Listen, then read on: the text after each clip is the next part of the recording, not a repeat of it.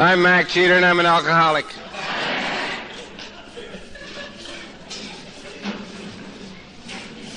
I want to thank Jack and the committee that invited me to be here, because it's a real privilege. I want to tell you how good it is to see some of my old friends, and it's particularly nice to be here on a Sunday morning.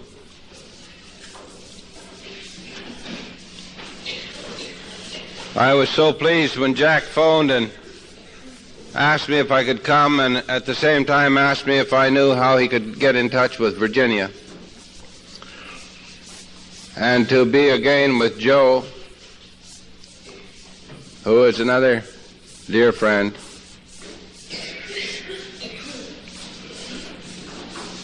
And to see all of these people. So I'm in your debt. Now, there's some people over here that I've had experience with that are taping. And they told me they made copies of my talk last night and said, don't louse us up, and change it this morning.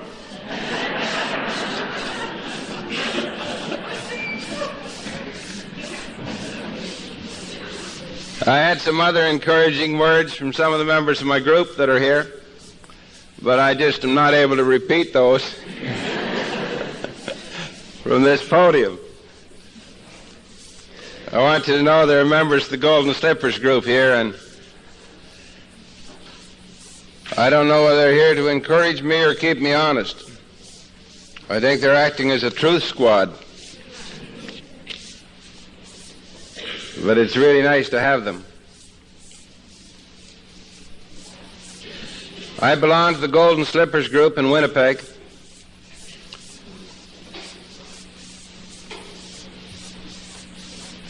And we put on a little deal in January called the Winter Conference. And if you're real quick and you're lucky, you might be able to get a reservation. But I wouldn't leave it more than a few days. Al will probably be bringing a carload in his new station wagon. John will be there again to give us his blessings. I found out this morning that he was the chairman of this thing. He said he was practicing that tradition that says AA not ever be organized.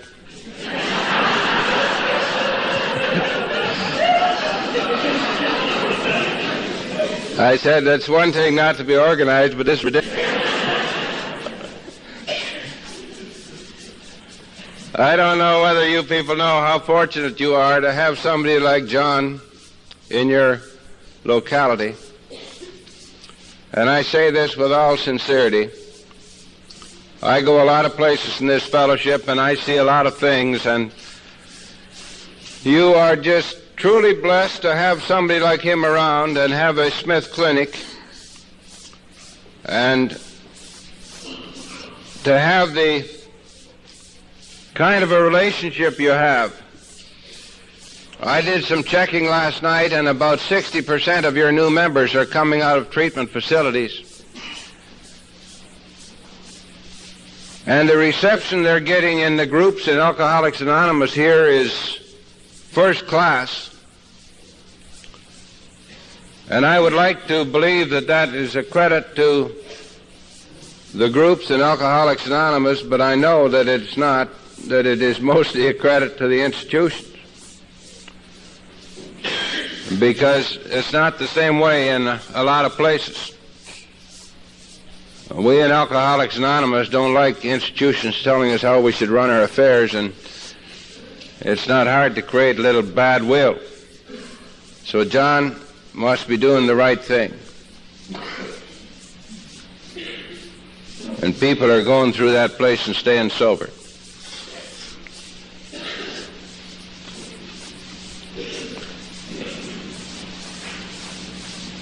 I would like to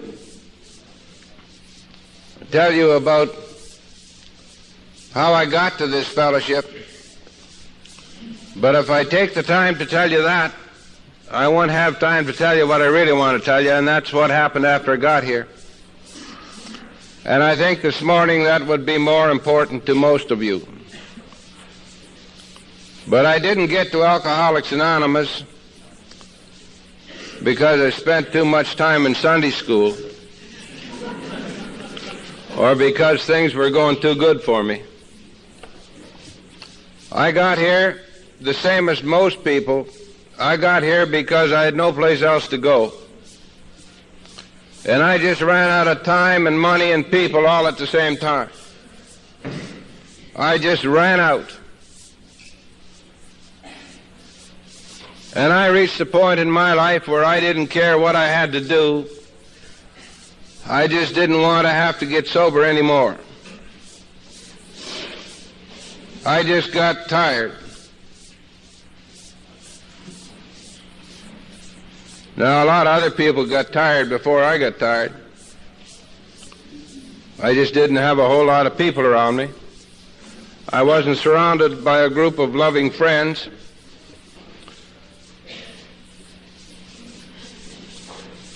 It was a very low point in my life. And I didn't believe anything that anybody told me. But you see, I had the great privilege of drinking with my sponsor. My sponsor is Cecil from Prince Albert. And Cecil's not a very strong fellow, and he had to quit before I did. And I sent him along ahead of me to see what kind of an outfit this was. And he wasn't very bright. It took him 4 years to find out. And then he was available when I needed him, and I phoned him. But you see, I was a real automatic shoe-in for this deal because he brought along a series of 20 questions, and one of the questions was, did you seek lower companions when you were drinking? Now, having drank with him, I couldn't lie to him.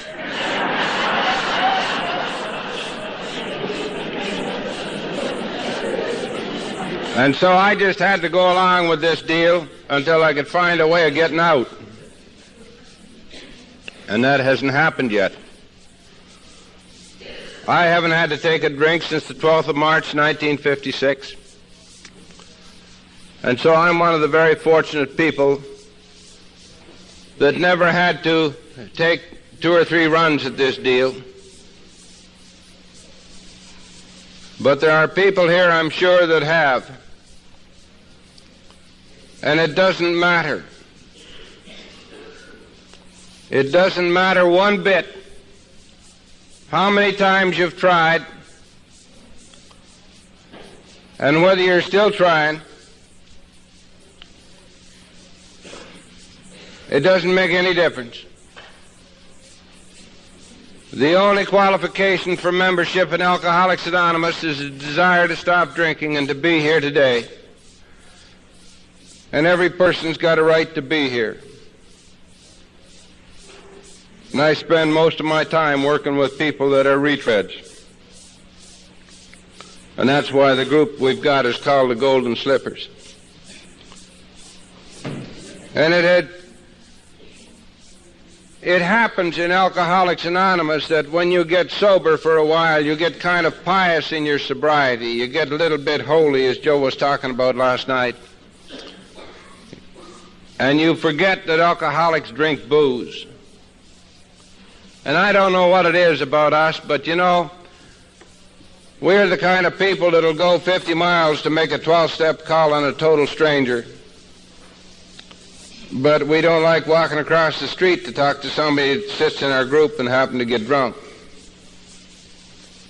There's just not much glory in that, I guess. But you go 50 miles or 75 miles and make a 12-step call, and the next day on Coffee Row you can say, God, I did a hell of a job last night. I went out to such a place, and I got a new guy, and he was in bad shape, and I saved his soul and his life, and But if Charlie gets drunk, you say, well, he knows where it is. He hasn't suffered enough, maybe. Well, one night I got a call from a guy that had been around a while. I really wasn't his sponsor, but I had had some experience with him. I'd sponsored his daughter. And old Ross and I got together, and we had a meeting on a Friday night, and Ross was still drinking. And the next night I got a phone call from another guy, and I had worked with this guy for some time. His name was Cliff. I had been involved in 12-step calls with Cliff for a number of years.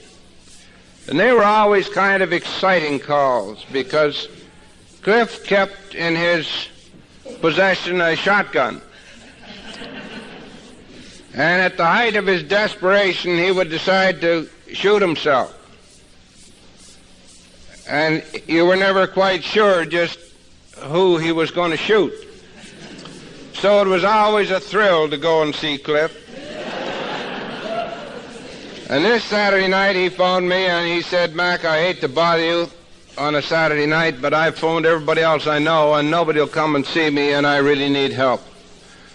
So I thought this would be a great time to get Ross going, and I phoned Ross and I said, meet me at the corner and we're going to go on a call. And we went to see Cliff. Now, both of these guys were drinking, and as a matter of fact, Ross had a couple of drinks of Cliff's booze after we got there. And I didn't know that at the time. I found that out later. And this tells you a little bit about the insanity of alcoholism. Those two guys, drunk as they were, convinced me that I should meet them for breakfast the next morning at 8 o'clock and buy them breakfast. And I did that. And during that breakfast, they told me that if they just had a meeting to go to where they could get somebody to help them through the steps, as I had done with some other people, that they would not have to drink again. And you know, I believed them. And then they said, but you know, if we have a meeting, everybody will come. And they'll crowd us out. So I said, we'll have a meeting at a time that would be inconvenient for other people to come. We've been meeting every morning at Sunday morning at 8:30 ever since. We meet at 8:30 Sunday morning, and we have a little breakfast meeting. And you know, there's 50 or 60 people show up there Sunday morning now. Well, for a long time, Ross and Cliff kept right on drinking. And Ross was the secretary treasurer of our group. His wife phoned me up and said, what in the world is wrong with you? You have made him treasurer and he's got the group money and he's still drinking. And I said, well, if he's still drinking, I can't think of anybody else that needs the money as badly as he does. Well, Ross got sober and he's not treasurer anymore. Matter of fact, he's duller than hell now. And he's sober as a judge. And Cliff's about to have his 3rd birthday. He was supposed to be here this weekend. And we're spending a lot of money on birthday cakes in that group. So you see, that kind of fits into your theme. It works, it really does. Just no matter how you try, you can't louse this thing up.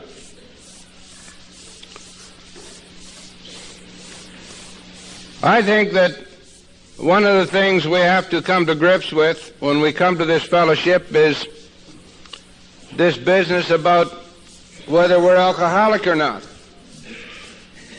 I don't know about you people, but I know that I wondered for a long time whether I was really alcoholic. I wondered if I was bad enough to be here.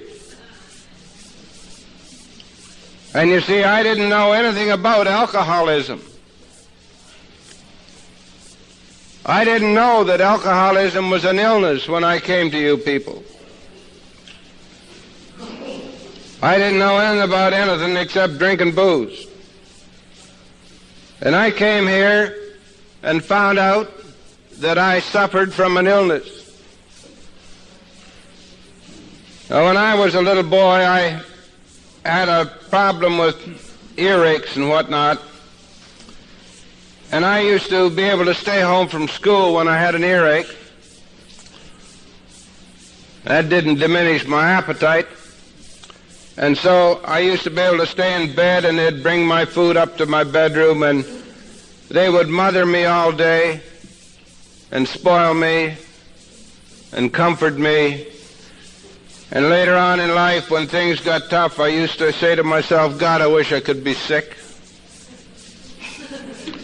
And then I came to you people, and the first thing you said is, you're sick.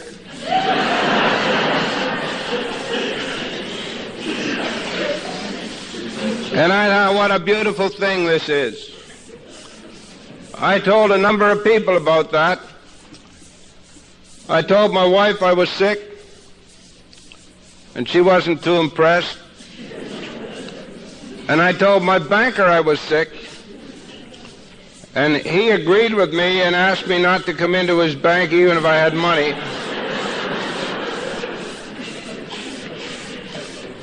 But for a long time, I was comfortable in the illness. I wanted to be sick. And being sick gave me an alibi. It covered up all my mood swings and my depressions and my anxieties and everything. And if I was miserable, I could always say I'm sick. And I enjoyed the illness.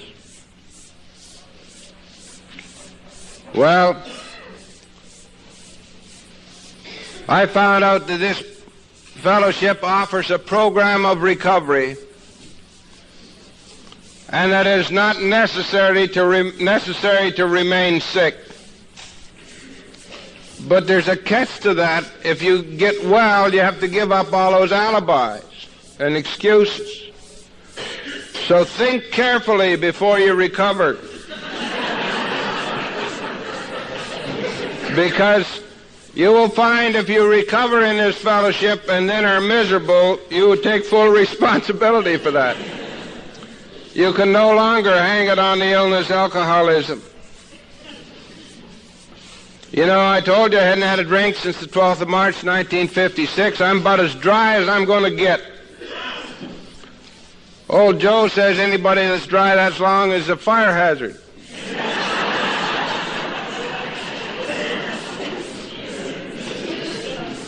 And I want to stand here this morning and tell you that I am a recovered alcoholic. And that's going to upset some of you, and I don't give a damn. Because I think it's time we tell it like it is. This is not a program of sobriety, it's a program of recovery. We were given a legacy of recovery. And you don't have to be sick. And if you try the recovery program and get well, you will find that being well is not a bad thing. That there is just nothing wrong with being well and healthy and feeling good. But if you choose not to accept that, the book also gives you an out. It says those who do not recover are those who cannot or will not completely give themselves to this simple program. So take your pick. Now, I had to find out what it was to be an alcoholic, what that meant. I was told that the first step in recovery was to concede to my innermost self that I was alcoholic. And I had to come to grips with that. Because I didn't think if I was alcoholic, I was only a little bit. I certainly wasn't as bad as some of the people I saw around. Wasn't as bad as Cecil.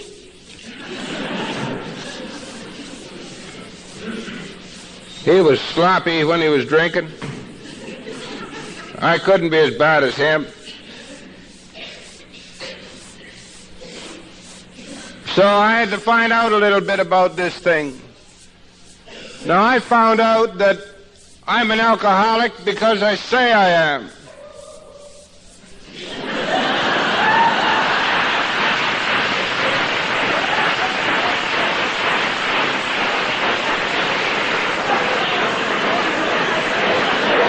John, did you arrange that?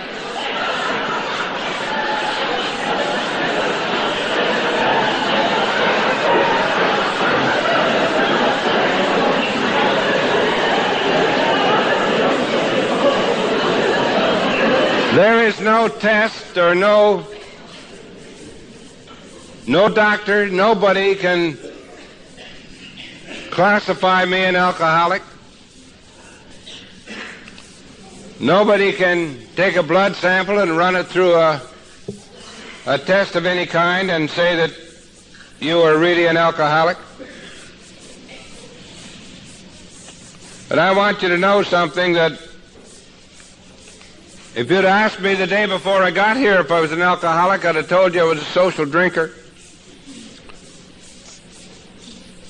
I did not become an alcoholic till I came to Alcoholics Anonymous. Now, it makes sense if you're an alcoholic, you shouldn't drink booze. So I haven't had a drink of booze since I became an alcoholic. And there was a genius in New York that decided he could make alcoholics out of social drinkers, or social drinkers out of alcoholics. And I thought about that, and I thought all that social drinking damn near killed me. Why would any alcoholic want to be a social drinker? Makes a lot more sense to be an alcoholic and stay sober.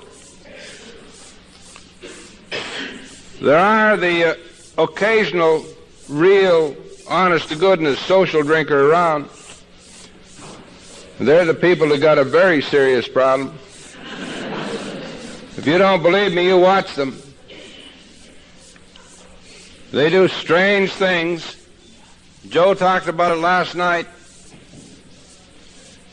But they sit and they suck on a drink for an hour and a half. And you know they sure as hell got a problem. You just wonder what it is.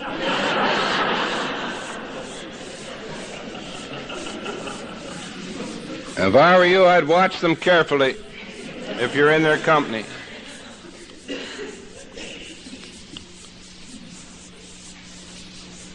Alcoholism is a strange illness, and we have many people trying to define it. And we have people going around the country saying it's the #1 drug problem. And they try to put all the problems under one umbrella. And they try to throw everything in one heap, get everything straightened out. You know, and they call everything anonymous. We had a guy wrote into New York and asked for permission to use reprint some of our literature. He was starting an outfit called Everything Anonymous. He was going to get everybody at once. But you see, there's a lot of people that are copying our material and our stuff, and we have nothing against people trying to help themselves, but I don't like to see our program watered down anywhere. I don't like to see people making fun of our fellowship and using the term anonymous unnecessarily so. Now, in our book, it tells us that we are people who suffer from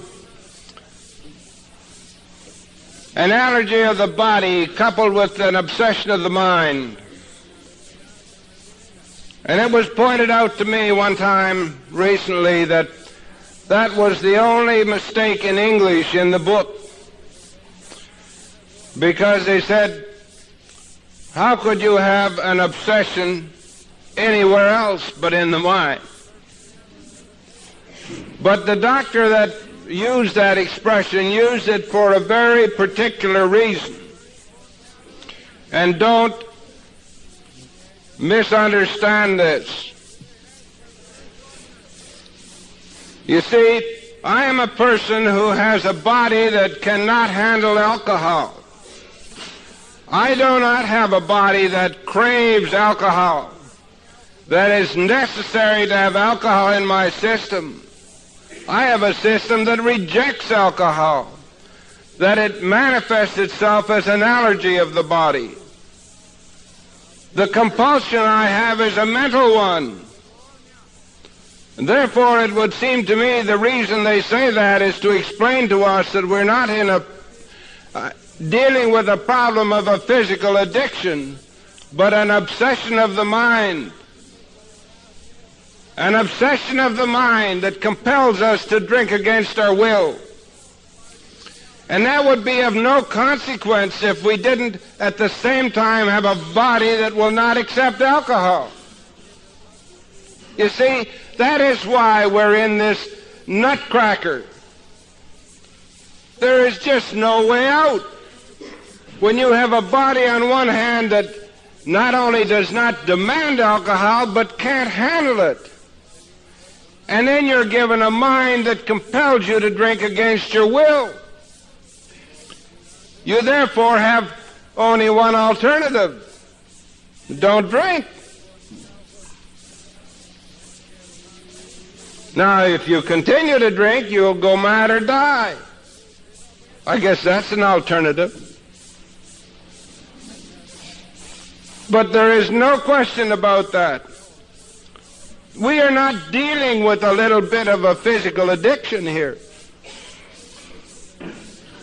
Now, if you take some other substances into your system, that little old chemical factory you got going for you will probably adapt to that. And eventually, it will be necessary for you to continue to take that substance because your body will demand it. But we're not talking about that kind of a deal. You see, I didn't have a problem with booze doing what it was supposed to do when I first started. Booze did for me exactly what it was supposed to do. It took care of my emotional discomfort in life. And it wasn't until it reached the point where it wouldn't do what it was supposed to do, and I just couldn't drink enough to get it to do what it was supposed to do. Alcohol didn't owe me a thing for a long time. Alcohol was the thing that made me comfortable in life. It wasn't until it turned on me and stopped doing. You see, I had no trouble with people or circumstance or anything for many years. And I like what it says in the book when it says circumstance brings us to do what we do. See, I didn't come here to all of a sudden get my life straightened out. I came here because circumstance made it such that I couldn't stay anywhere else. If there had been any other place to go, I sure as hell would have gone there first.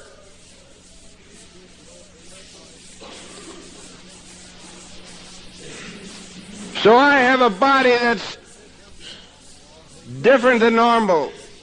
I have a mind that's different from normal.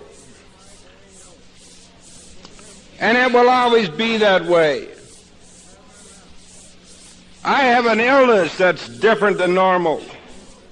And any time you think you can approach this illness in the way you can approach any other illness, you're nuts. This is not a rational illness, and there's not a rational answer to it. And the doctor or anybody that tries to treat this illness in a rational way isn't going to be successful. And they're still trying. They're spending thousands and thousands of dollars every year in research to find an answer. Maybe we should tell them this thing has been working since 1935, that there are over 1 million people in Alcoholics Anonymous sober today, and that we're not after their money. We wouldn't take it if they offered it to us. We don't need it. Don't you think we should tell society that there is a program of recovery that works, and we've got it, and we've got statistics that are right here, as Joe said? You don't have to read them on a piece of paper. You can look at them. A fellow in Winnipeg had got a grant just recently of $150,000 to do research on the 425 programs that are operating in Canada in the business of alcoholism. 425 programs. And they find out some great things. Our government did a research project in the town of Portage la Prairie, and they found out that kids in high school drink. That cost $50,000. I'd have told them that for $35,000. All they had to do was look in the yearbook from my collegiate days. They had a write-up about me in that book that said his theme song was "I Don't Remember Where or When."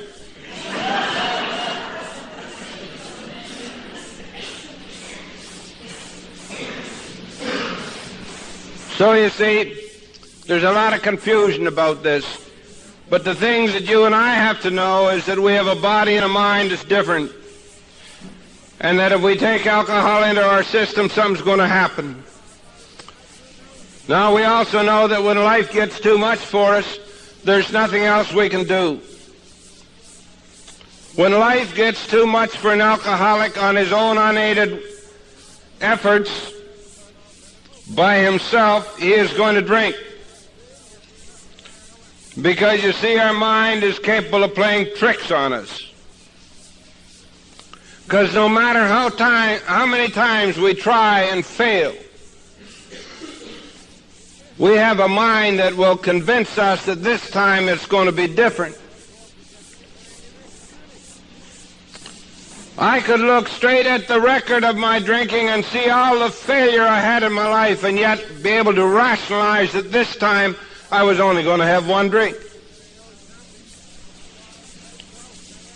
I could tell myself and believe it that this time it was going to be totally different. I had a mind that could rationalize and make things sound right. And that is so true of everything that I did. You see, when you're an alcoholic and you're drinking, the things you do make sense when you're doing them. Now, they don't make sense to anybody else, but they make sense to you.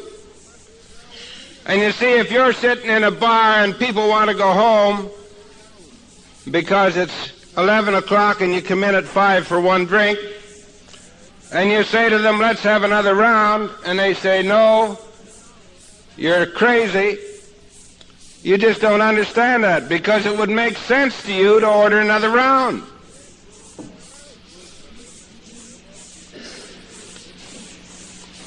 It makes sense to get up in the morning and drink and forget about going to work. You're just really practicing first things first.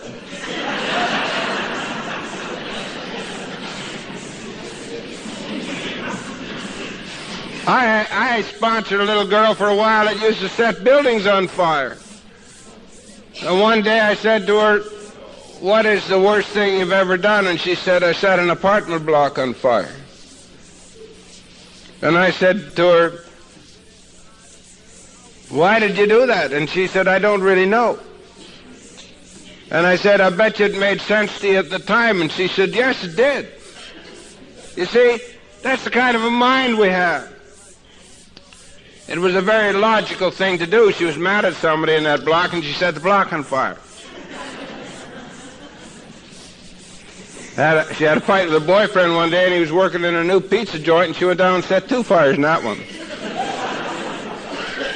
It made sense to her. It makes sense at the time. the mind of the alcoholic.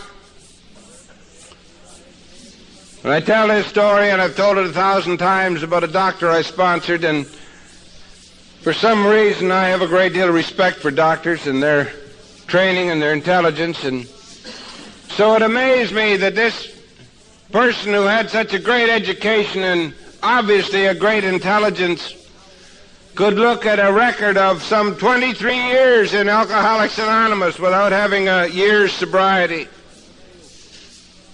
23 years. I looked at the date in his big book. He had been around.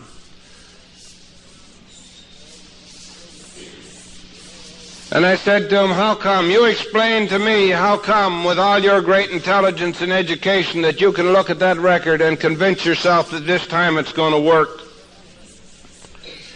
And he said, Mac, if I went through that process of thinking and making a decision, even if I made the wrong one, it wouldn't bother me half as much as what happens to me. Because, he said, I am the kind of a person that can pick up a drink and drink it with no conscious thought whatsoever. And is that not the way it works sometimes? Bill talks about that, about picking up a drink and drinking it with no conscious thought whatsoever. And the next thing that crosses your mind is, my God, I've had one, I might as well get drunk. And you see, that all makes sense when it's happening. It is not irrational to think that because you had one drunk, you might as well get drunk, or one drink, you might as well get drunk. It makes sense that if you had one, you might as well go for a week. That's the kind of a hopeless situation we're dealing with. And when we can look at those things and we can check ourselves, as I had to do, when I could look back on the years I drank and the things that happened to me and see this thing, I was able to concede to my innermost self that I was alcoholic. I could say to myself with all honesty and believe it, yes, I'm one of those. That's the way it is with me. And then it would make sense then that if I am helpless, if I am totally helpless, that it would be logical to find some kind of a power outside of myself. And I so much like to talk about this on a Sunday morning, I guess, because I can recall many Sunday mornings when I was a young man, how beautiful it was to walk down to church with my grandmother. What a lovely, gracious lady she was, and she always dressed so nicely, and one of the things she used to do was stop and pick a little bouquet of lily of the valley and pin them on her coat, and I would be so proud to sit in our family pew on a Sunday morning with her. And after the service, we would take a long time because she shook hands and talked to everybody, and she loved people. And so it had nothing to do with the environment that I was brought up in. I was brought up under the best circumstances, although I came from a broken home. But that lady loved me and I loved her, and I was able to go to her 90th birthday sober. And I will forever be grateful for that. And so Sunday mornings meant a great deal to me, and I guess the most serious times of remorse and regret occurred to me on a Sunday morning, and there's something about Sunday and being at a meeting and being sober that really means a lot to me. I want you to know that I had a lot of trouble with this God business, and I know that a lot of you people have trouble with it and will have trouble with it if you're new. There is something that is just not compatible about God and booze. There is something about alcoholism that drives us away. There is something about our conduct as an alcoholic that makes us feel a great deal of guilt. And many times I've sat in church as a practicing alcoholic and watched that SOB preach right at me, and how I filled with resentment and anger, and how I turned on that church and every other church because I joined a few. I remember sitting in a clergyman's home one afternoon, and he asked me to leave, and he told me, "You're nothing but a pagan." And I said something about his Christianity and love as I went out the door. He refused to baptize our daughter, and so I took her 600 miles away to be baptized. When I came to Alcoholics Anonymous and you told me it was necessary to find a belief in some power outside of myself, I thought, oh, here we go again. Here we go again. I used to join churches, and then they'd have a building fund, and they'd come around, and you know, the alcoholic ego, you weren't going to be a small contributor and get a little piece of the action. In 2 weeks, I used to owe them so much money I had to move.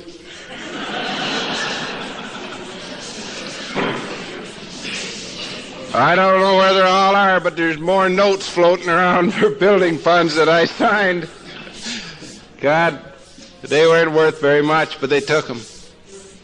They were normal people. You got to watch them. But on the other hand, I never did deny the existence of God until I came to Alcoholics Anonymous. I wanted to belong to you people so bad that I wanted to make sure I qualified. And I found out that alcoholics have trouble with God, and I sure had trouble with God.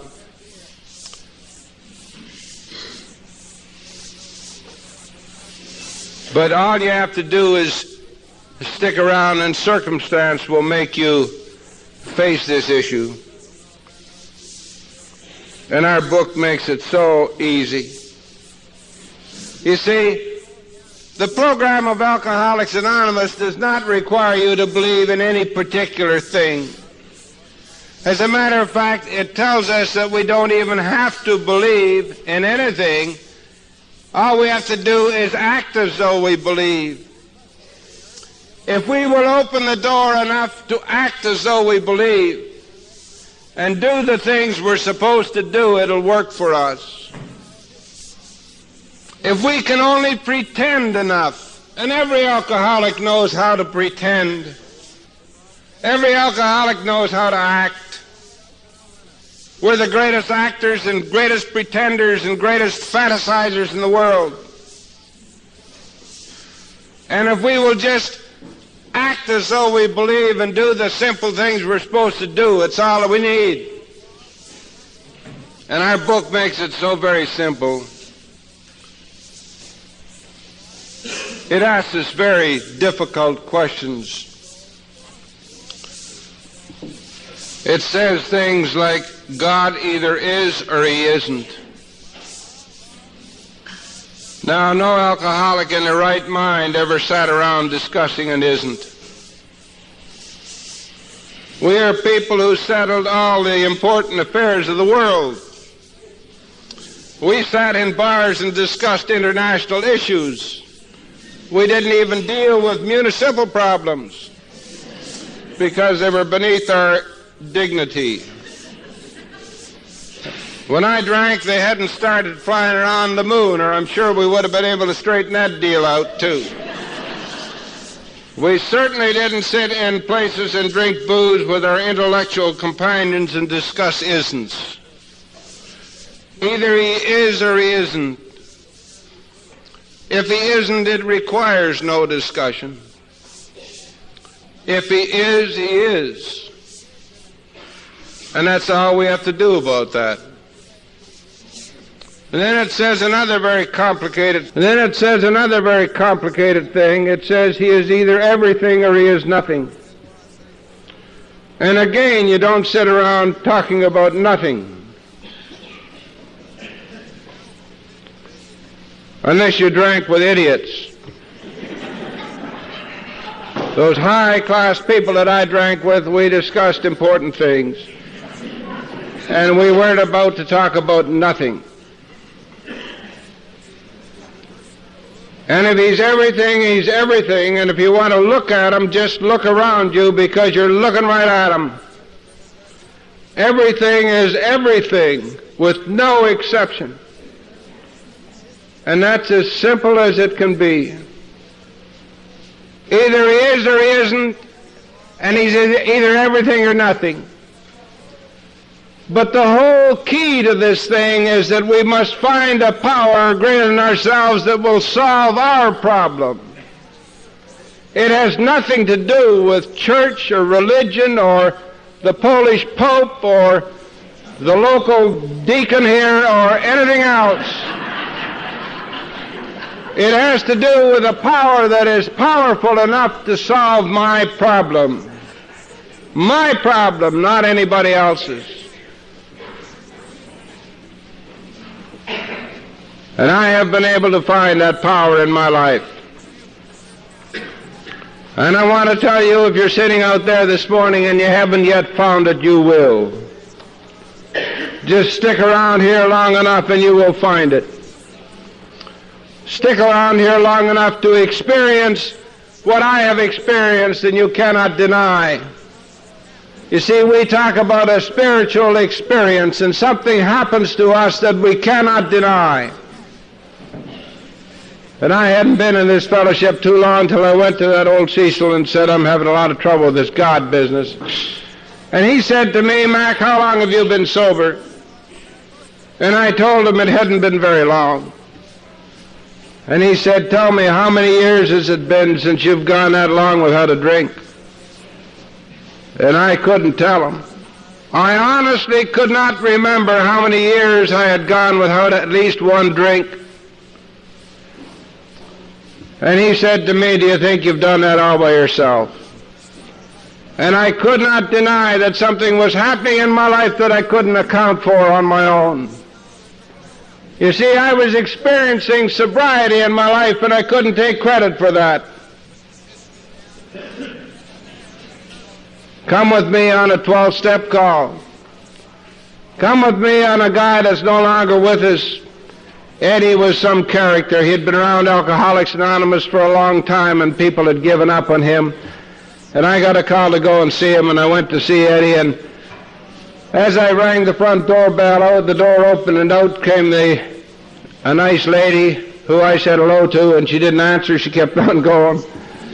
And following her was a beautiful young lady, and I said hello to her, and she smiled and said hello and kept right on going, and she was the oldest daughter. So I stepped into the little vestibule and looked into the living room, and there was the master of the house stretched out in his khaki pants, very undignified, lying on the living room floor. The rest of the kids were hiding upstairs. The little ones were under the bed. The following Christmas Eve, my wife and I went back to visit them. And there in that same house sat the master of the house in his chair in that living room. And in the corner of the living room was a beautiful Christmas tree all decorated, and underneath it were a pile of wrapped presents. And in that living room was the whole family sitting there. They weren't hiding anymore. And the little guy crawled up on my knee, and I said to him, Mike, did you write a letter to Santa Claus? And he said, no, but I told my dad. You come with me and see things like that happening and tell me there's no God, and I'll have you locked up real fast because you shouldn't be running loose. You see, all you have to do is be here, and you'll find this thing happening, and you won't be able to deny it.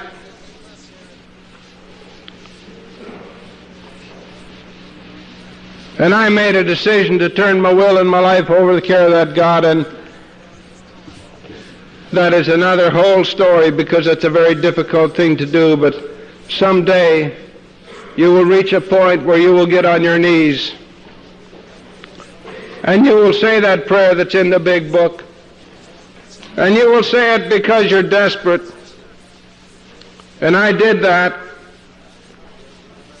I said those words, God, I offer myself to Thee, to build with me and to do with me as Thou wilt. Relieve me of the bondage of self, that I might better do thy will. Take away my difficulties, that victory over them may bear witness to those I would help, of thy love and thy power and thy way of life. May I do thy will always. I did that kneeling beside an automobile on a gravel highway, and I did that because I was desperate. And again, circumstance made things happen for me. The book says that some of these we balked. I'm a balker. I was forced to do these things. The greatest gift that God ever gave me was pain.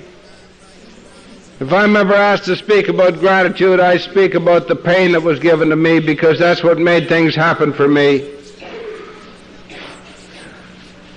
And that was a painful day, and I made that decision, and I made it an irrevocable one. And some people don't have to do that. Some people have the ability to do that every morning. I don't. I cannot get up in the morning and wonder whether I'm alcoholic today or not, or whether there's a God today or not, or whether I should turn my will and my life over or not, because I'd blow that sure as hell. I'd make the wrong decision. I've had many privileges in the fellowship of Alcoholics Anonymous. I've traveled many places, and I'm still traveling, and I just wish that I could take everybody with me, that they could see what I've seen and feel what I've felt and meet the people I've met. It will make such a difference in their life. You cannot describe the bigness of Alcoholics Anonymous. It is beyond our imagination. It is beyond our ability to comprehend. This is the greatest thing that has ever happened in our society, and we can't describe it. And the book says it's indescribably wonderful, and we don't have the words to describe it.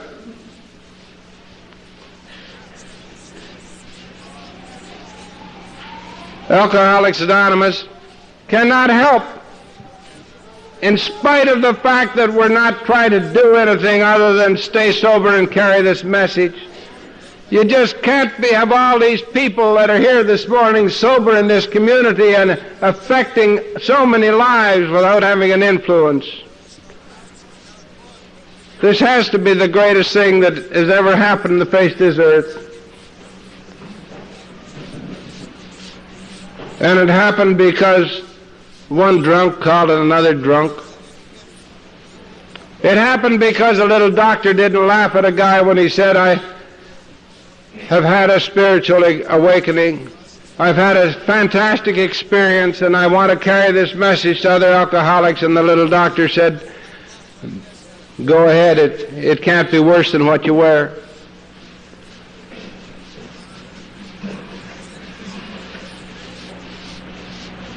We have a tremendous obligation. Don't think that you can come to Alcoholics Anonymous and take this thing and walk away from it. Don't think that you're going to get a free ride. Every one of us that have found sobriety in Alcoholics Anonymous are given an obligation that we will surely have to discharge. Many people come to me and say, how do you get into service? And I wish that we didn't talk about service at Alcoholics Anonymous, because we only have one program. And our program is not in 3 parts. It's only one part. We only have one program. It's a total thing.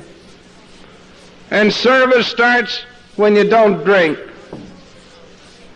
There is no big deal in this outfit about being a delegate or a trustee or a World Service delegate or a group secretary or anything. The big deal in Alcoholics Anonymous is when you become a member of a group and can walk in and sit down and say, this is my group and I don't have to drink anymore. I belong here. That's the highest you'll ever get in this world. That's the greatest honor that you could ever have. It's no big deal to be a trustee and do anything. There isn't that much to do. The biggest piece of service that's ever been done is write that book.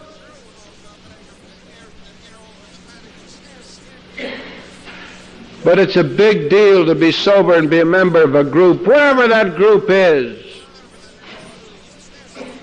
To belong, to be alive and belong to something. Have somebody miss you if you're not there.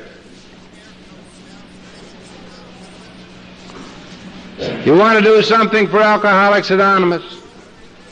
If you really want to do something for Alcoholics Anonymous, practice this program. Do all the things you're supposed to do, including the 10th and 11th step. Find out how to meditate and how to pray and do that. The greatest time you ever spend in Alcoholics Anonymous, the greatest means you will ever have of repaying what you're given is the time you spend by yourself in prayer and meditation. The time you spend on 12-step calls is not doing anything for anybody, it's doing something for yourself. The time you spend in service is not giving anything away, it's taking. You're not giving anything because you go somewhere and participate in a service meeting. You're taking. You're giving when you're on your knees. And you take time to learn how to meditate. I went around the country for years telling people to read the book in the morning, and then I read the book and I found out that meditating isn't reading. You're never done learning in this outfit. Do that. If you want to do something for Alcoholics Anonymous, do that. Great things will come to pass. Don't look for a free ride. Life is not easy. Things aren't going to be good for you all the time. And they're not good for me, and they're not good for many people. You don't get any special deals. We were blessed with a happy family. My wife and I had 2 children, and when I came to Alcoholics Anonymous, one of the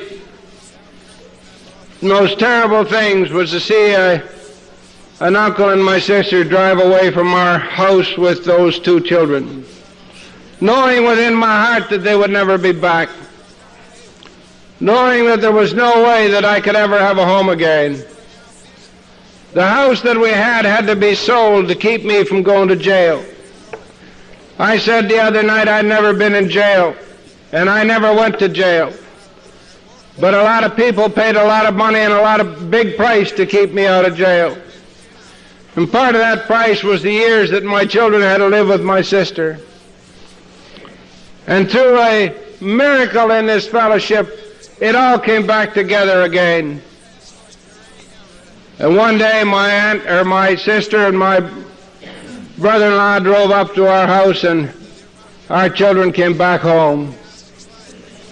And we lived for years away from all our relatives, and we were surrounded by the love of Alcoholics Anonymous, and I couldn't go out to cut the grass and worry about it. I knew that if I made a couple of rounds, some drunk would come along and need a cup of coffee, and I could stop. Our house was full of drunks. And a funny thing, our kids wouldn't have anything to do with normal people. If somebody come in and we introduced them and said that they were a fellow co-worker or something, they'd say, oh, hello, and they'd go on about their business. But if he was a drunk, they'd sit there. If you weren't a drunk, you were just a nothing.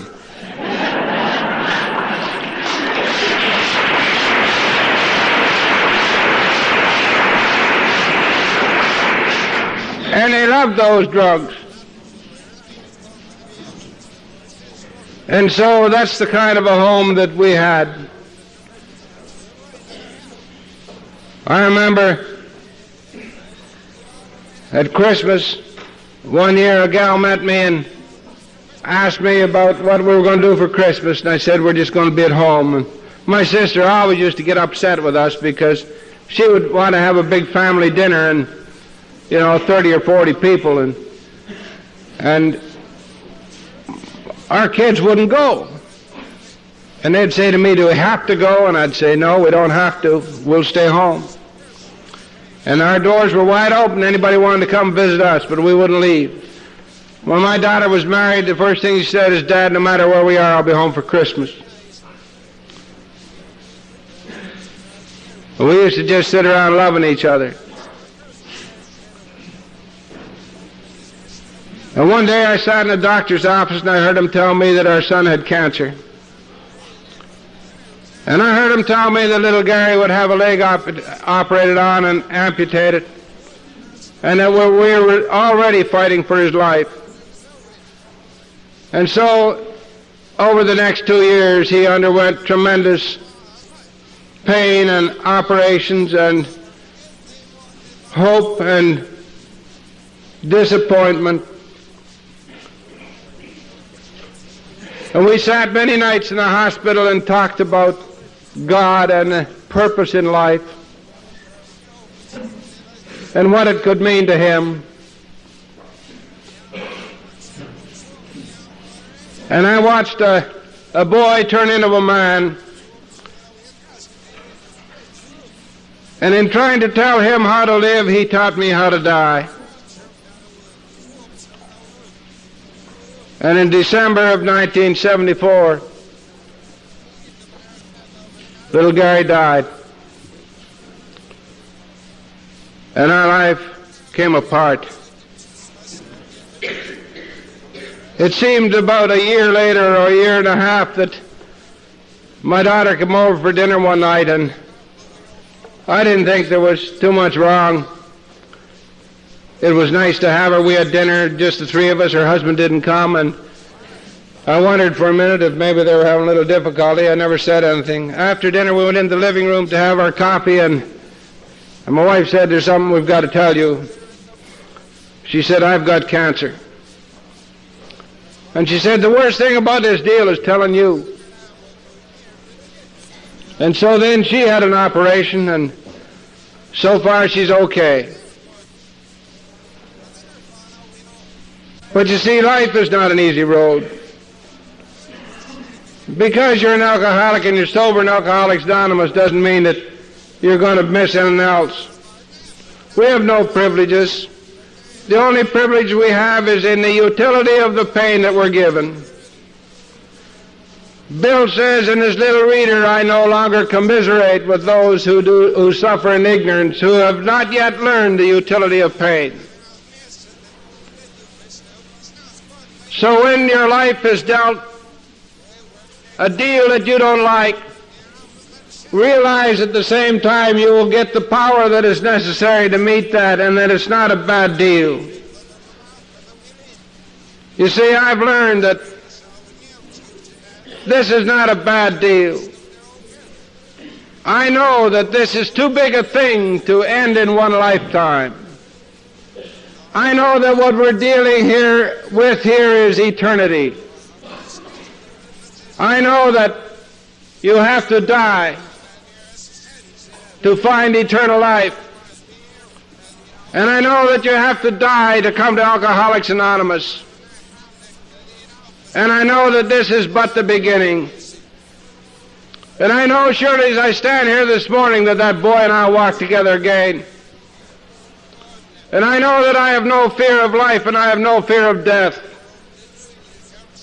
I know that I have been granted a tremendous gift and a tremendous privilege.